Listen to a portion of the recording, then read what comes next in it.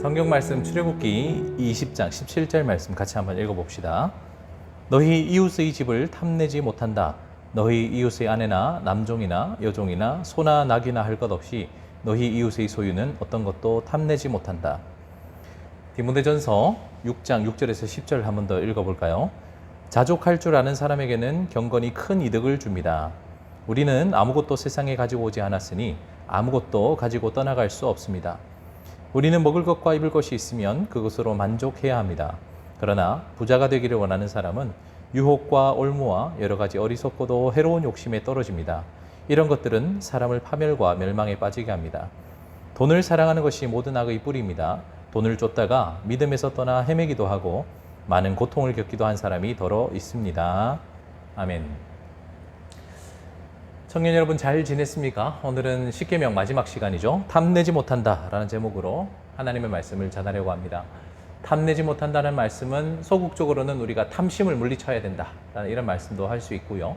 또 좀 더 나아가서 적극적으로 하나님께서 주신 모든 것을 만족하는, 자족하는 삶에 대해서도 이야기하지만 한 걸음 더 나아가면 우리가 사실 이것을 이웃사랑의 관점에서도 이웃의 재산, 또 이웃의 소유를 인정해주고 또 그들을 위해서 유익을 끼치는 그런 존재가 되어야 된다까지 나아가서 생각할 수 있겠습니다. 십계명 말씀은 어떤 때 보면 우리에게 참 부담으로 다가올 때가 있잖아요. 하지만 하나님께서 우리에게 이렇게 십계명을 주신 것은 자녀들을 괴롭히고 또 못살게 굴고 힘들게 하려고 주신 말씀이 아니라 이 말씀을 따라 살아갈 때 우리가 행복할 수 있기 때문이죠. 모든 자녀를 둔 부모의 마음이 그럴 겁니다. 자녀가 행복하기를 원하시는 거죠. 요한 3서 1장 2절에도 보면 사랑하는 이여 나는 그대의 영혼이 평안함과 같이 그대에게 모든 일이 잘 되고 그대가 건강하기를 빕니다 라고 말씀하셨습니다. 하나님께서 요한 사도의 입을 빌려서 말씀하시기로 우리들이 다 영혼이 평안하고 하는 일이 잘 되고 강건하기를, 건강하기를 하나님께서 바라신답니다. 이 하나님의 바람처럼 이 코로나 어려운 시간을 보내고 있는 우리 청년 여러분들이 영혼이 평안하고 잘 되고 강건하기를, 건강하기를 바랍니다. 어떻게 하면 하나님의 바람처럼, 우리 아버지의 바람처럼 우리가 행복하게 살 수 있을까요?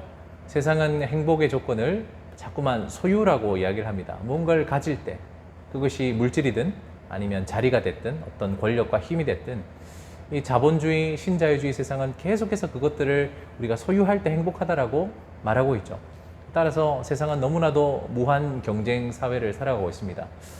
여러분들도 그런 입시와 또 취업 같은 이 과정을 겪으면서 얼마나 우리가 살아가는 데 있어서 경쟁이 끝도 없다, 무한 경쟁 시대를 살아간다는 것을 절감하고 있지 않습니까?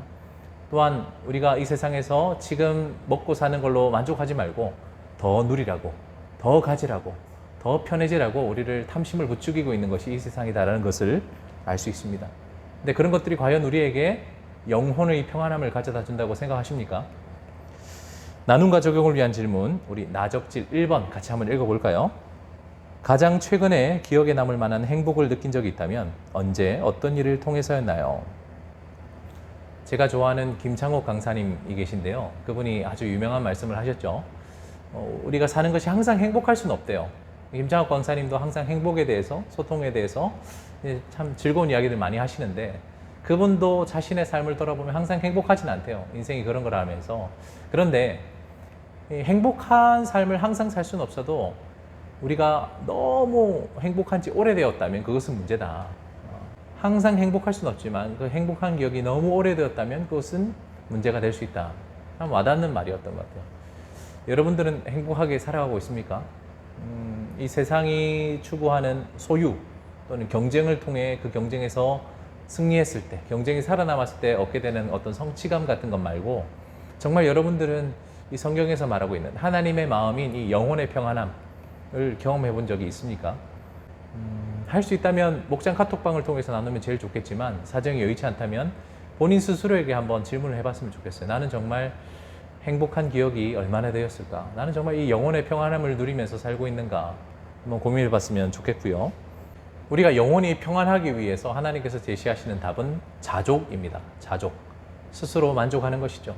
주어진 상황, 나에게 주어진 환경을 원망하고 불평하지 않고 감사함으로 받아들이는 이 자족이 하나님께서 참 중요하다고 말씀하십니다. 자족이라는 것은 단순히 사람들이 말하는 어떤 윤리적인, 도덕적인 그런 자세라고 본다기보다 오늘 성경 말씀 읽었던 디모데전서 6장 6절에도 보시면 이것은 우리의 경건, 우리의 영성과 맞닿아 있다라고 이렇게 이야기를 하고 있습니다. 자족할 줄 아는 사람에게는 경건이 큰 이익을 준다라고 이렇게 말하고 있죠.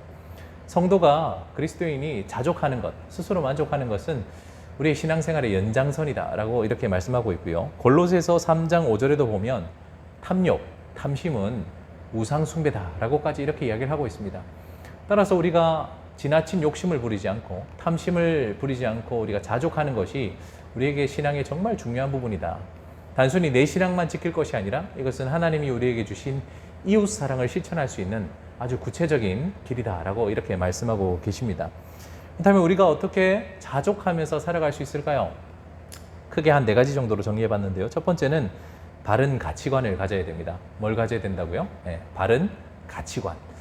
우리가 읽었던 디모데전서 6장 7절에도 보면 이 세상에 대한 정확한 해석이 나와 있죠. 우리가 이 세상에 올 때 아무것도 가지고 오지 않았다. 이게 무슨 말입니까? 우리가 지금 누리는 것, 우리가 지금 다 가지고 있는 것이 누가 허락하신 거라는 거죠? 바로 주인이신 하나님께서 주신 거란 거예요. 이 하나님 나라의 관점으로 세상을 살아가는 사람들은 자기가 주인이라고 생각하지 않아요. 내가 노력하고 내가 수고해서 이 모든 소유를 얻었다라고 하는 것이 아니라 이 모든 것이 하나님께서 나에게 맡겨주신 것이다. 청지기적인 자세. 하나님께서 주인이시라는 것이 하나님 나라 관점 가진 사람의 첫 출발이죠. 그리고 이 세상이 영원하지 않다라는 것을 우리가 기억해야 되는 거죠. 우리가 이 세상을 떠날 때 우리의 소유를 아무것도 가지고 가지 못한다라고 말씀하지 않습니까? 그래서 언젠가는 이 세상 끝난다는 거예요. 이 세상은 결국 심판받을 것이고 하나님 나라, 새로운 하나님 나라에 우리가 소망을 두고 살아가야 된다라는 것이 바로 하나님 나라 관점을 가지고 있는 사람의 자세라는 거죠. 우리가 이 세상에 내가 주인이고 또 이 세상은 영원할 것이다라고 착각하고 살아간다면 우리는 결코 소유에 대한 탐욕으로부터, 탐심으로부터 자유로울 수 없다는 겁니다. 우리가 하나님 나라에 우리의 삶의 가치를 두고 언젠가는 끝날 이 세상에 미련을 두지 않고 살아간다면 우리에게 자족이 좀 더 쉽게 찾아오지 않을까 싶습니다. 그리고 두 번째는 하나님께서는 이 자족에 대한 기준이 굉장히 엄격하시다는 것을 기억했으면 좋겠습니다. 아까 읽었던 디모데전서 6장 8절에도 보면 우리가 무엇으로 만족해야 된다고요? 굉장히 어려운 말씀인데요. 우리는 먹을 것과 입을 것이 있으면 그것으로 만족해야 된다. 와, 대단하죠. 저도 이 말씀 참 저에게도 적용하기 참 힘든 말씀인데요. 먹을 것과 입을 것, 생존을 말하는 것이죠. 네가 지금 살아있는 그 자체로 만족하라는 겁니다. 네가 먹을 게 있다면, 입을 게 있다면, 아주 기본적이고 기초적인 것이 채워진다면 그것으로도 만족할 수 있어야 된다. 이것이 하나님께서 우리에게 주시는 만족의, 자족의 기준이다라는 것을 기억한다면 우리가 평소 때 하는 이 불만들, 만족하지 못하고 탐심 부리는 것이 얼마나 큰 욕심들인가 하는 것을 돌아볼 수 있게 됩니다. 세 번째로는 하나님께서 우리에게 경고하셨죠. 많은 것을 소유하는 것이 얼마나 두려운 일인가.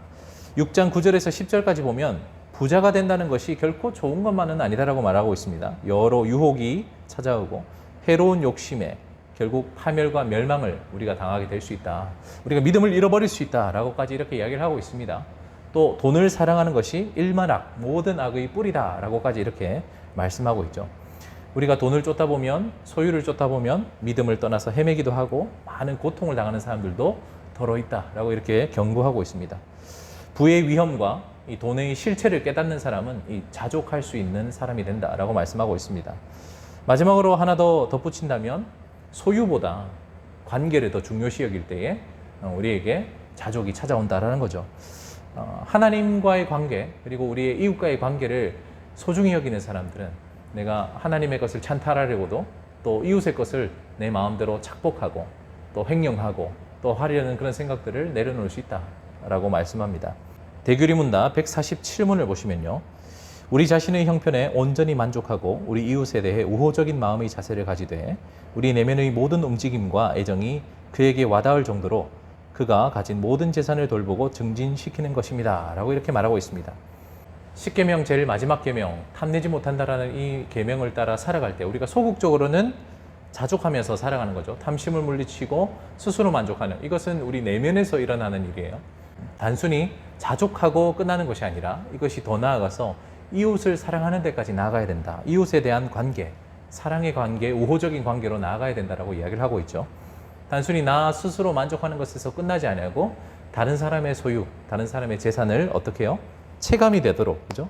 그에게 와닿을 정도로, 체감이 될 정도로 이웃의 재산을 소중히 대하는 것. 이것이 제 10번째 계명대로 살아가는 모습이다라고 할 수 있겠습니다. 여러분, 탐심을 물리치고 이렇게 자족하고 이웃을 위해서 살아가는 것, 이건 저절로 되는 거 아닙니다. 앞에 서 있는 저도 결코 스스로의 능력으로 저절로 할 수 있는 것이 아닙니다. 이것은 부단한 훈련과 순종을 통해서 우리가 얻을 수 있는 것이죠. 빌립보서 4장 11절에도 보면 사도 바울이 이렇게 고백했습니다.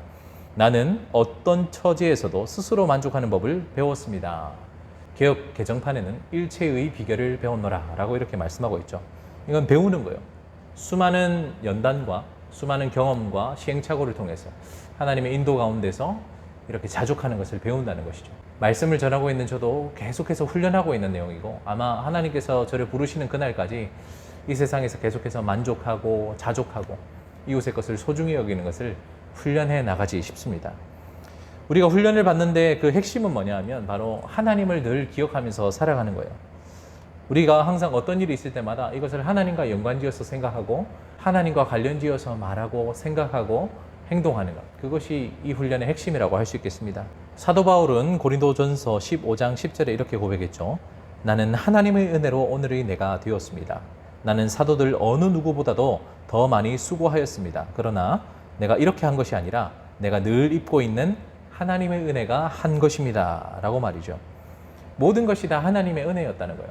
나의 존재도, 내가 해왔던 일도, 내가 지금 이렇게 헌신하는 것도 다 내가 한 것이 아니라 하나님께서 하신 것이다 라는, 항상 하나님을 생각하며 하나님을 기억하며 하나님을 나의 삶의 중심에 놓고 모든 것을 생각하고 결정하고 판단할 때 우리는 자족할 수 있는 삶을 살 수 있다는 거죠. 따라서 이렇게 살아가는 사람은 어떻습니까? 좋은 일이 일어날 때 어떻게 하죠? 자랑하지 않으면. 좋은 일이 있어도 이건 내가 했다라고 자랑하지 아니하고 어떻게 합니까? 하나님께서 나에게 좋은 것을 주셨다라고 감사할 수 있게 되는 거죠. 반대로 나에게 좋지 않은 일, 나에게 결핍과 또 여러 가지 어려움들이 찾아왔을 때는 어떻습니까? 자기 스스로를 자책하거나 또는 누군가를 원망하지 않죠. 어떻게 합니까? 하나님께서 나의 길을 인도하실 것이니까, 나에게 가장 좋은 것을 주실 것이니까 반드시 내가 이 어려움을 이겨내고 하나님은 나를 가장 좋은 길로 인도하실 것이다라는 소망을 가지게 되는 겁니다. 따라서 이런 사람은 어떻습니까? 영혼이 평안할 수밖에 없겠죠. 나에게 어떤 많은 소유가 있지 않더라도, 나에게 어떤 어려움이 닥친다 할지라도 우리가 하나님을 따라 늘 생각하고 하나님을 기억하며 살아간다면 이 사람은 좋은 일이 있을 때나 좋지 않은 때나 항상 영혼이 평안할 수 있는 것입니다. 나적질 2번 같이 한번 읽어볼까요? 현재 영혼의 평안함을 누리고 있다고 생각합니까? 그 이유가 무엇인지 함께 나누어 봅시다. 청년 여러분은 요즘 영혼이 평안함을 느끼고 있습니까? 영혼의 평안함은 꼭 좋은 일이 있을 때만 생기는 것이 아니라 그랬습니다. 우리에게 좋지 않은 일이 일어날 때, 결핍과 궁핍과 어려움이 있을 때도 우리가 영혼이 평안할 수 있으려면 어떻게 해야 된다고 생각하는지 우리 함께 생각을 나누어 보고요. 마지막으로 우리는 탐심을 물리치고 대신에 어떠한 순간에도 하나님을 예배할 수 있는 그런 청년이 됐으면 좋겠다는 말을 마무리로 드리고 싶습니다. 대교리문답 148문에 보면 자신의 재산에 만족하지 못하며 우리 이웃의 재물에 대해 시샘하고 배아파할 뿐만 아니라 이웃이 가진 어떤 소유에 대해 과도하게 끌리고 애착하는 모든 것입니다 라고 탐심에 대해 경고하고 있습니다. 여러분, 우리가 자기가 가지고 있는 것을 만족하지 못하면요, 자족하지 못하면 어떻습니까? 계속해서 다른 사람과 비교하면서 나의 영혼을 갉아먹습니다. 다른 사람을 시샘하고 다른 사람이 가진 것을 배아파하고 또 그것에 과도하게 집착하다 보면 우리의 소중한 하나님을 놓치고 살아가는 거예요. 욥기 1장 21절에 보면 욥은 자신이 이해할 수 없는 엄청난 고난 앞에서 이런 위대한 고백을 했죠. 모태에서 빈손으로 태어났으니 죽을 때에도 빈손으로 돌아갈 것입니다. 주신 분도 주님이시요 가져가신 분도 주님이시니 주의 이름을 찬양할 뿐입니다 라고 이렇게 말하고 있습니다. 여러분, 참 놀라운 고백이지 않습니까? 자기가 좋을 때 하나님을 찬양한 것이 아니라 가장 비참할 때, 가장 어려운 위기에 처해 있을 때 욥은 이런 고백을 할 수 있었던 거예요. 어떻게 그것이 가능합니까? 모든 것이 하나님의 것이다라는 것을 인정할 때, 내 상황과 상관없이, 나의 환경과 상관없이 늘 하나님을 예배하는 예배자로 설 수 있었던 것이죠. 나적질 3번 읽어볼까요? 나의 신앙생활이 내 삶에 처한 상황에 지나치게 매여 있지 않은지 스스로 돌아봅시다. 여러분은 신앙생활에 평정심을 누리고 살고 있습니까?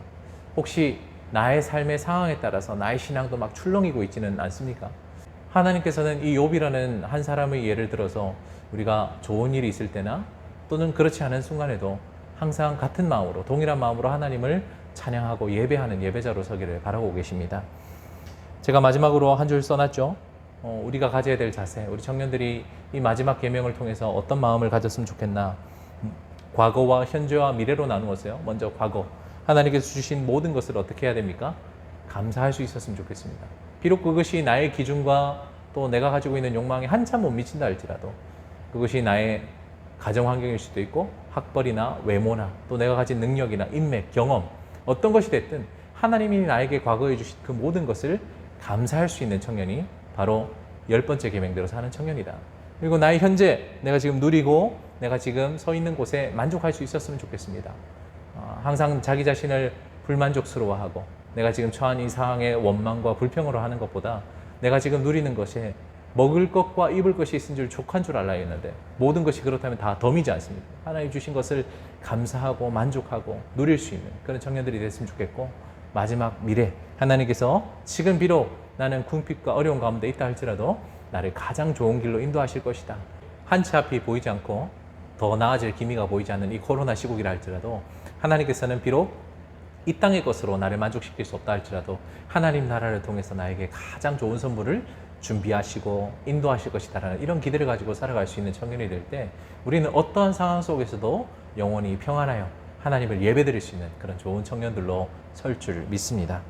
우리 말씀을 생각하며 함께 기도합시다. 하나님, 오늘까지 십계명에 있는 모든 말씀을 살펴보았는데 이 말씀이 정말 하나님의 자녀에게, 하나님 나라 백성에게 행복하기 위해서 주신 사랑의 계명인 줄 알고 이 말씀 잘 따라서 살아갈 수 있는 그런 청년들 되게 도와달라고, 특별히 오늘 주신 마지막 10번째 계명, 탐심을 물리치고 자족하고 이웃을 사랑하고 그들의 물질을 소중히, 그들의 재산을 소중히 대하는 데까지 나아갈 수 있는 그런 청년으로 살게 해달라고 우리 함께 믿음으로 기도했으면 좋겠습니다. 기도합시다.